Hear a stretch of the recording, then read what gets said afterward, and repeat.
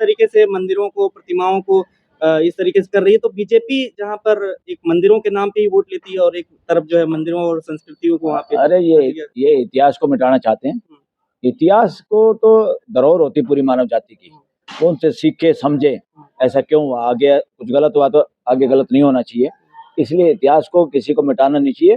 किताबों में लिखा हुआ गलत हो सकता है, जिसके साक्ष्य हैं फिजिकली उसको आप झुठला नहीं सकते, उसको देख के लोग समझ सकते हैं, सही बात को समझ सकते हैं अगर कोई गुमराह भी करे। क्योंकि बहुत सारी ऐसी मूर्तियां हैं जहाँ तथागत बुद्ध की मूर्तियां हैं, उनके स्थानों को तोड़ के बनाई हुई हैं, किसी की देवी बना दिया, किसी में आंखों में शाई डाल दी, किसी को तिलक वो लगा दिया, सिंदूर लगा दिया। तो ये ड्रामेबाजी जो हो रही है ना, अब सारी चीजें अगर वो मूर्तियां हैं तो उसको देख के स्टडी करके कोई भी एविडेंस के रूप में देख सकता है। क्या देश हित में तो है नहीं और राष्ट्र हित में तो है नहीं, संविधान के तहत तो है नहीं, कुछ और है, दाल में बहुत काला है।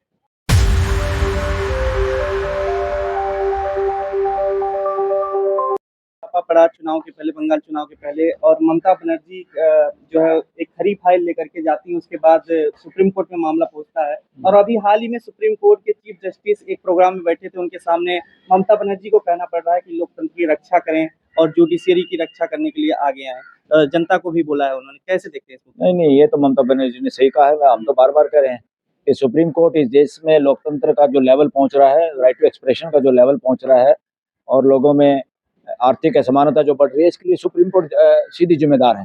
क्यों सीधी जिम्मेदार है? क्योंकि सुप्रीम कोर्ट की ड्यूटी है, देश में सब कुछ संविधान के तहत होना चाहिए और संविधान के तहत अगर हो तो ये सारी असमानताएं ना हो, बोलने का अधिकार इतना नीचे ना जाए और लोग इतने ना डरें। और अपोजिशन के लोगों पे जो आदमी बोलते हैं सरकार के खिलाफ बोलना तो हर एक नागरिक की ड्यूटी है और बोलना ही चाहिए, और सबकी बात सुनना ही लोकतंत्र की मांग है। और अच्छी सरकार, अच्छा नेतृत्व वही लोग कर पाते हैं जो सबकी बात सुनते हैं, उस पर अमल करते हैं, ना कि उन पे मुकदमे दायर करते हैं। ईडी जो भी कर रही है, इनकम टैक्स, पीएमएलए जो भी है, इन केसों में क्या है, 100 में से एक आध केस में मुश्किल से कई सालों के बाद कोई थोड़ा बहुत वो होता है, किसी की सजा वजह होती है, अदरवाइज ज्यादातर केस ऐसे ही फ्री पॉकेट में चले जाते हैं, कुछ होता नहीं। तो ममता बनर्जी ने बिल्कुल सही कहा, सुप्रीम कोर्ट को अपना रोल अदा करना चाहिए। प्रधानमंत्री जिस तरीके से पीएमसी इलेक्शन के बाद कह रहे हैं कि अब बंगाल की बारी है, और एक राज्य का मुखिया जो है, जो महिला है, मुख्यमंत्री है, वो इस तरीके से लोकतंत्र की रक्षा के लिए बात कर रही है, क्या लग रहा है कि उनको गिरफ्तार करने की बात कहीं ना कहीं हो रही है या कुछ ऐसी बात? नहीं, सुप्रीम कोर्ट को नजर नहीं आता क्या कि अभी लेवल प्लेइंग फील्ड है, हमें सब लोगों को बचाना है। ये ईडी यही है, ये इनकम टैक्स यही है, ये सारे के सारे लोग यही हैं। सारा साल में इन्होंने कितना धन पकड़ा देश में ईडी ने, और जो लोग हैं वो कौन लोग हैं? इन्होंने तो ईडी के छापे मार मार के उन पे इलेक्ट्रल बॉन्ड में पैसे भी लिए हुए, सबूत है। सुप्रीम कोर्ट अगर सही फैसला करती तो सारा पैसा जो इलेक्ट्रल बॉन्ड में आता वो देश की संपत्ति घोषित कर देनी चाहिए थी। सुप्रीम कोर्ट ने अपराध किया है, सुप्रीम कोर्ट ने पूरा कंप्लीट जस्टिस नहीं किया। और सुप्रीम कोर्ट के अंदर ये आते कि सारे के सारा तुमने जो पैसा लिया उसको एक्सपोज करते, कैसे छुपाया था इन्होंने सुप्रीम कोर्ट से, नाम भी छुपाए थे। और जिन लोगों के खिलाफ ईडी थी, फिर उनकी जमानत हो जाती है दान देने के बाद, पैसा देने के बाद, बीजेपी को पैसा देने के बाद। तो ये गोरख धंधा चल रहा है, बीजेपी को पैसे दे दो या आरएसएस को पैसे दे दो या इनके लोगों को पैसे दे दो, और ब्लैकमेलिंग कर रहे हैं, देश में ब्लैकमेलिंग हो रही है, ऐसा सर्वे है, ऐसा सभी लोगों का ये मानना है और ये हकीकत है, इसमें कोई दो राय नहीं। क्योंकि जितना अगर अकाउंट चेक करेंगे, ईडी को तो सबसे पहले अकाउंट बीजेपी का और आरएसएस का देखना चाहिए। इनके संगठनों ने इतनी बड़ी बड़ी बिल्डिंगें बनाई हैं, जमीनें खरीदी हैं, जो भी इनसे जुड़े हुए संगठन है, तो ये कैसे बन गया भाई? असेसमेंट करो उनकी बिल्डिंगों की कितने करोड़ की हैं, सारा काला धन जमीन में और पैसे में तो जाता है।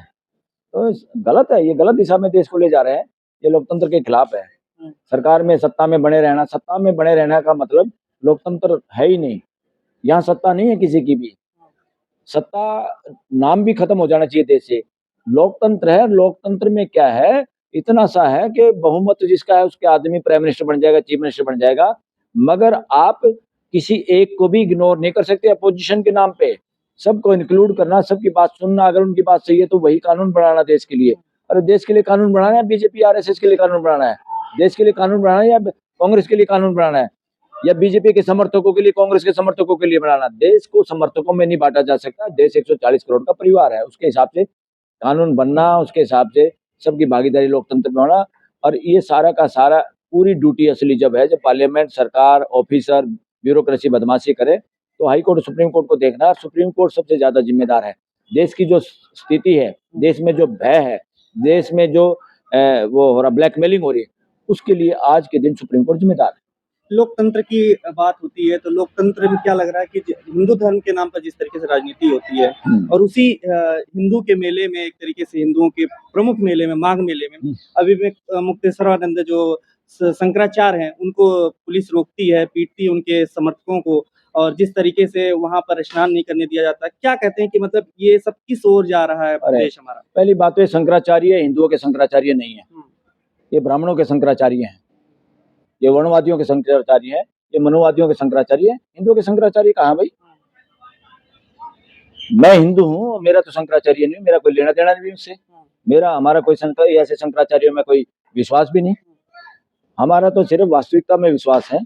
जो भी हमें आस्तिकता नास्तिकता के पाठ पढ़ाते हैं उन पे वो ढोंगवादी लोगों में, किताबों में, कथा कहानी में हमारा कोई विश्वास नहीं। हमारा विश्वास वास्तविकता में है, नेचर की, ब्रह्मांड की वास्तविकता, किसी ढोंग में नहीं है। इसलिए वो इनका मनुवादियों का, वर्णवादियों का होगा, वो मनुवादी वर्णवादी लोग नाराज होंगे अपने शंकराचार्य से, इसीलिए वहां उसको जाने नहीं दिया होगा। वो सरकार के खिलाफ कुछ बोलता है तो इसलिए वर्णवादी मनुवादी जो सरकार में बैठे हैं वो सोच रहे हैं कि असली वर्णवादी मनुवादी तो हम हैं, असली ब्राह्मणवादी तो हम हैं, ये तो नकली है, ये हमारे खिलाफ बोलता है। इस सरकार के खिलाफ जो बोलता है वो इनको लगता है वो ब्राह्मणवाद के खिलाफ है, मनुवाद के खिलाफ है, वर्णवाद के खिलाफ है। और हिंदुओं का तो शंकराचार्य होता ही नहीं। हिंदुओं का कौन शंकराचार्य है? हिंदुओं को कोई शंकराचार्य नहीं चाहिए भाई। ये ब्राह्मणवाद, मनुवाद, वर्णवाद को फैलाने के लिए ये अड्डे बने हुए हैं, हमारा इनसे कोई लेना देना। लेकिन वो कह रहे हैं कि इसका बदला निकाला जा रहा है क्योंकि वो खुल करके बोलते हैं सरकार के खिलाफ। अरे इसलिए बोलने वाले के खिलाफ तो सरकार है, इसमें कोई दो राय नहीं। इसलिए इस लिहाज से तो ये बात बनती है भाई, उसको गलत क्या उसके साथ, उसको जाने देना चाहिए था।